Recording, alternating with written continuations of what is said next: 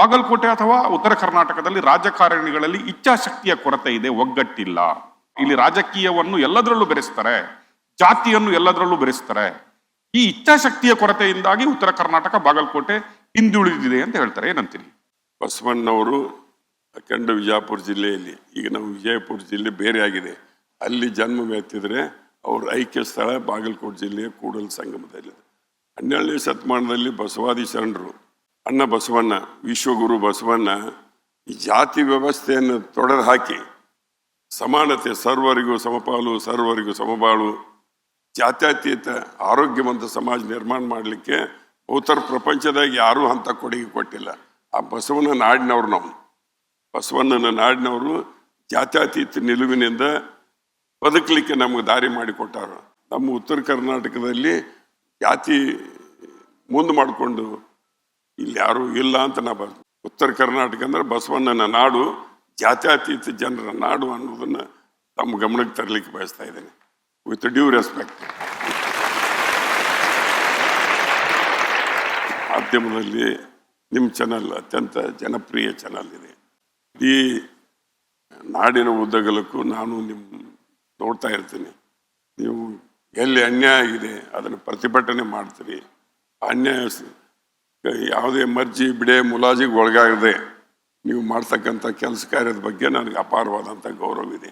ಎಲ್ಲ ದೃಷ್ಟಿಯಿಂದ ಉತ್ತರ ಕರ್ನಾಟಕವು ಇವತ್ತು ರೀಜನಲ್ ಇಂಬ್ಯಾಲೆನ್ಸ್ನಿಂದ, ಪ್ರಾದೇಶಿಕ ಅಸಮಾನತೆಯಿಂದ ಏನು ನಾವು ತೊಂದರೆಗೆ ಒಳಗಾಗಿದ್ದೆವು, ಈ ತೊಂದರೆ ಹೋಗಲಾಡಿಸ್ಲಿಕ್ಕೆ ನೀವು ನಮ್ಮ ಜೊತೆ ಕೈ ಜೋಡಿಸ್ರಿ ಅಂತೇಳಿ ನಾನು ಉತ್ತರ ಕರ್ನಾಟಕ ಜನತೆ ಜೊತೆ ನಿಮಗೆ ಮನವಿ ಮಾಡ್ಕೊಳ್ತೀನಿ. ಪವರ್ ಟಿವಿಯ ಬಗ್ಗೆ ಮಾತಾಡಿದ್ದೀರಿ, ನಮಗೆ ಹೆಮ್ಮೆ ಇದೆ. ನೀವು ನಮ್ಮನ್ನು ಗುರುತಿಸಿದ್ರಿ, ನಮ್ಮ ಕಾರ್ಯವನ್ನು ಗುರುತಿಸಿದ್ರಿ ಅನ್ನುವ ನಿಮ್ಮ ಮಾತು ನಮಗೆ ನಿಶ್ಚಿತವಾಗಿ ತುಂಬಾ ಮೂಲ್ಯಯುತವಾಗಿದೆ. ಯಾಕಂದ್ರೆ ನಿಮ್ಮಂತ ಹಿರಿಯ ರಾಜಕಾರಣಿ, ನಿಮ್ಮಂತ ಹಿರಿಯರು ನಮ್ಮ ಬಗ್ಗೆ ಎರಡು ಒಳ್ಳೆಯ ಮಾತಾಡಿದ್ರೆ ಅದರ ಹೆಮ್ಮೆ ನಮಗಿದೆ. ಯಾಕಂದ್ರೆ ಅದು ಮುಖಸ್ಥಿತಿ ಅಂತ ಹೇಳುದಿಲ್ಲ. It may not be a flattering. What I feel, I don't hesitate even to. ನಾನು ನನ್ನವರು ಅನ್ನೋರ್ನು ನಾನು ಕೇಳುವುದಿಲ್ಲ. ನಾನು ನಿಷ್ಪಕ್ಷಪಾತವಾಗಿ ಕೆಲಸ ಮಾಡಿ, ನಾನು ತಪ್ಪಿದ್ರೆ ನಾವು ಒಪ್ಕೊಂಡ್ಬಿಡ್ತೀನಿ ನೇರವಾಗಿ. ಅದಕ್ಕೆ ನಿಮ್ಮ channel it is doing A good work. ಅನ್ಯಾಯ ಆದಾಗ ನೀವು ಅದನ್ನು ಎಷ್ಟೋ ಸಲ ಪ್ರತಿಭಟನೆ ಮಾಡಿದಿರಿ. ಅದರ ಮುಖಾಂತರ ಆರೋಗ್ಯವಂತ ಸಮಾಜ ನಿರ್ಮಾಣ ಮಾಡಲಿಕ್ಕೆ ನಿಮ್ಮ ಕೊಡುಗೆ ಅನನ್ಯವಾದದ್ದನ್ನು ಅದನ್ನು ನಾವು ನೆನಪಿಸ್ಕೋಬೇಕಲ್ಲ. It is my duty. ನಿಮಗೆ ಮತ್ತೆ ಉತ್ತರ ಕರ್ನಾಟಕದ ಜನತೆಗೆ ವಾಗ್ದಾನವನ್ನು ಮಾಡ್ತಾ, ಉತ್ತರ ಕರ್ನಾಟಕದ ಪ್ರತಿಯೊಂದು ಹೋರಾಟಗಳಲ್ಲೂ ಮನವಿಗಳಲ್ಲೂ ಪವರ್ ಟಿವಿ ನಿಂತ್ಕೊಳ್ಳುತ್ತೆ ಅನ್ನೋ ವಾಗ್ದಾನದೊಂದಿಗೆ 3 ಸಲ ನೀವು ಸಚಿವರಾಗಿದ್ದೀರಿ, ನಿಮ್ಮನ್ನು ನೋಡಿದ್ದಾರೆ, ನಿಮ್ಮೊಂದಿಗೆ ಹೋರಾಟದಲ್ಲಿದ್ದಾರೆ.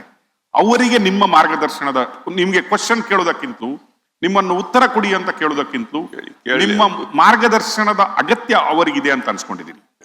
ಈಗ ನಿಮ್ಮ ಮುಂದೆ ನಿಮ್ಮ ಕ್ಷೇತ್ರದ ಜನರೇ ಕ್ವಶನ್ ಅಂತ. ನಿಮ್ಮಿಂದ ನಾವು ಪ್ರೇರಿತರಾಗಿದ್ದೀವಿ. ನಾವು ಅಪ್ಪರ್ ಕೃಷ್ಣ ಪ್ರಾಜೆಕ್ಟ್ ಸಂತ್ರಸ್ತರು ಸರ್.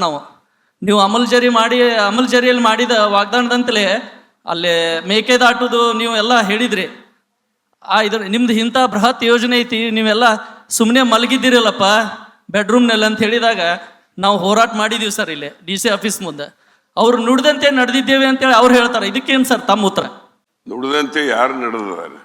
ಪತ್ರಿಕೆಯಲ್ಲಿ ನೋಡಿರಿ, ಅದು ಸುಳ್ಳ ಸರ್? ಆಮೇಲೆ ಸುಳ್ಳ ಸತ್ಯ ಅನ್ನೋದು ನಿಮ್ಮ ಅವಗಾಹನೆಗೆ ಬಿಡ್ತೀನಿ ನಾನು. ನುಡಿದಂತೆ ಈಗ ನುಡಿದಂತೆ ನಡೆದಿದ್ದೇವೆ ಅಂತೇಳಿ ಕೆಲವೊಂದು ವಿಚಾರದಾಗ ಇಲ್ಲಿ ನುಡಿದಂತೆ ನಡೆದಿರ್ಬೋದು. ಈ ನಮ್ಮ ಕೃಷ್ಣಾ ಮೇಲ್ದಂಡೆ ಯೋಜನೆ ವಿಚಾರದಲ್ಲಿ ನುಡ್ದಂಗೆ ನಡೆದಿಲ್ಲ. ನಾನು ಪಕ್ಷದ ಸರ್ಕಾರ ಇರಲಿ, ಯಾವುದೇ ಇರಲಿ, A1ದಿಂದ ಇವತ್ತಿನ ಆ ಪಕ್ಷದ ಸಿದ್ಧಾಂತಗಳನ್ನು ನಂಬಿ ವಿಶ್ವಾಸ ಇಟ್ಕೊಂಡು ಸೆಕ್ಯುಲರ್ ಪಾರ್ಟಿ ಅನ್ನುವಂಥ ಉದ್ದೇಶದಿಂದ ನಾನು ಆ ಪಕ್ಷದಲ್ಲಿದ್ದೆ. I am secular man.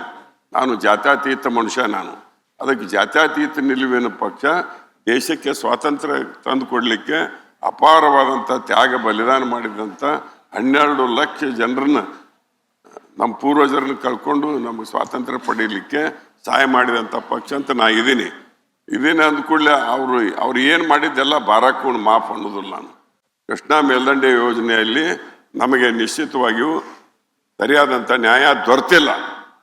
ಎಲ್ಲ ಪಕ್ಷಗಳ ಸರ್ಕಾರನೂ ಹೇಳ್ತೇನೆ ನಾನು, ನಮ್ಮದು ಒಂದ ಅಂತಲ್ಲ, ಎಲ್ಲ ಪಕ್ಷಗಳ ಸರ್ಕಾರ ಮಾತನಾಡೋದು ಒಂದು, ಮಾಡೋದು ಒಂದು. ನಾವು ಇದ್ದದ್ದನ್ನು ಒಪ್ಕೊಂಡ್ಬಿಡ್ತೀವಿ.